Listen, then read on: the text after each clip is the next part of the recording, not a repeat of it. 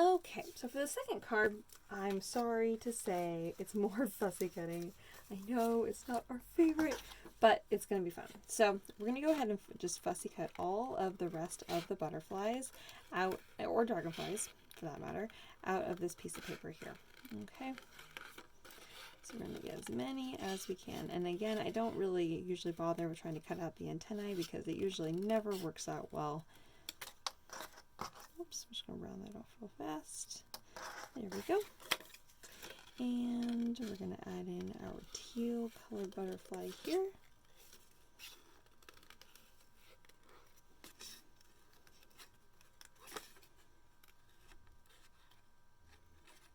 Alright, and I love these ones that look like they're landing. Isn't that fun?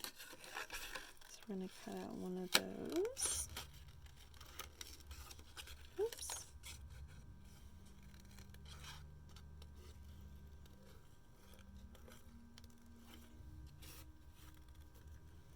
Alright, and I love this cool one here with all the different markings on it. It's so fun. And I like to go up to the very center there, so that way if I ever wanted to add dimension, I could easily just pull those wings apart and separate them. And I like to really just make sure I can distinguish the body with the head there. Oops. Just trim my little edge off. Alright, any more whole ones? Ah, yes. Oh, and I think I'm going to try and salvage that dragonfly there, because I love that dragonfly.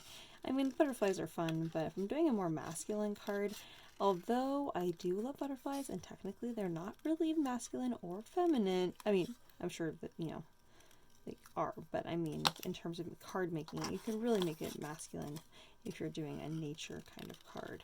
So, but I do believe that dragonfly does qualify as a little bit more masculine in this aspect because it's more masculine colored. Alright, we're going to cut that little guy there. And I think we're just going to go ahead and cut that there. Oh, we'll make that work. Alright. Okay, fussy cutting is always the most annoying part to start with. I mean, it can be very therapeutic if you want to take your time. I will say that. Okay, so now what we have here is more of this amazing gold mesh ribbon. Oh, isn't that just so much fun? I love that. Well, lots of ideas for how to use that too. Alright, then I have more of this really cool bug paper. And my papers are all most of them are double-sided, so I have that cool wood grain on the back. Also very neat. But for this, I wanted to lay down the vellum to kind of tone down the insects.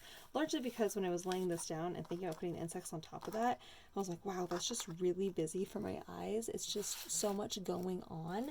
And so I decided that it made way more sense to lay down vellum on top. So this is what we're going to do here. So first thing we're going to do is actually trim this gold ribbon in half. It does not have to be straight. Don't worry about that because the left and right, this side right here and this side right here are straight. So that's the most important. All right, we're going to lay on some double-sided tape on the left and right on the back of that insect paper. The straight edge right there is actually going to stick out about 1/2 inch, okay? And same with on the other side. Now, again, not to the edge that you cut, not that edge. This edge right here. Okay, we're making sure it's kind of straight along that edge. If you look down on this, we're actually going to trim this off. Turn this around and trim that off so it matches up at the edge of your paper. Okay, all right, so this is what we've ended up with. Okay, so now I'm going to put double-sided tape on the back side of that again, this time on all 4 sides of that decorative paper. And we're going to go ahead and stick that in place. And there is going to be some of that gold ribbon that's going to stick off the edge a little bit, and you can of course trim that off by turning around your gold paper here. Or you're turning around your dark blue paper here and trimming off those little tiny gold pieces. Alright, so there we have that. I love the look of the gold on the dark paper. Oh, isn't that just so beautiful? Oh my gosh. Now, look at the difference in using that same ribbon. Isn't that just so striking? Oh gosh, I love that so much. Okay, All right, so now we're going to go ahead and lay on the vellum. However, we're not quite sure where we're going to glue it yet because it really depends on where the butterflies are going to sit. So let's go ahead. We're going to lay this on here. We know we're not going to glue. We're not going to adhere it quite yet. I'm going to get out my glue. So I'm going to bend these little butterflies so that I'm kind of bending it at the edge of the wing I'm bending it on the left side of the body and then on the right side of the body so that it's flat right there on the bottom. And I'm going to bend this up so then I'm just gluing the bodies down, okay? Which seems kind of a weird thing to say, but that's what I'm doing here. I want all of the wings to kind of be up, okay? And I'm going to choose one of these little images to go on the inside of the card. And I think it's going to be, I think it's going to be this green one. No, I can't decide yet. I'm just going to lay these all on here and then I'll be able to decide. Ooh, I think it needs to be one of those green ones. It needs to be the big green one actually. So I'm going to put glue on all sides of that. I'm going to set this aside for just a moment and stick this green one in here. I'm going to lay it off totally flat. Okay, now I'm going to come back over here. Since I kind of knew that's where I wanted to place those, I'm going to go ahead and just put some glue on the bodies only. And kind of pull up those wings a little bit.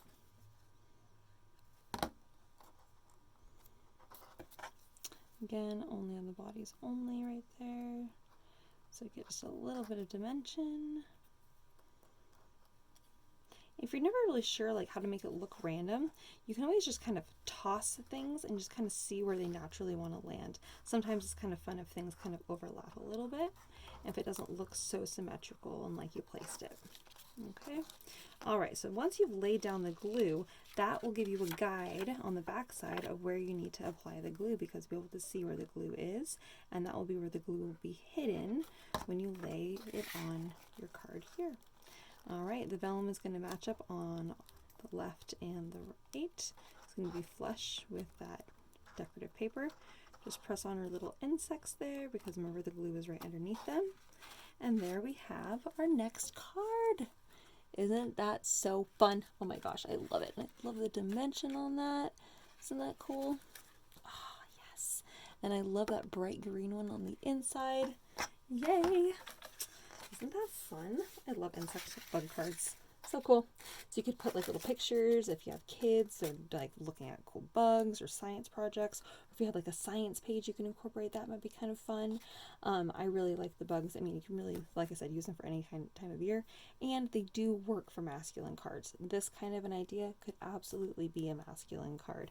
Happy birthday. I mean, I know there are butterflies on it, but if you did just even the dragonfly, if you had a cool fishing image or fishing sentiment, you know, it would certainly work, especially fly fishing.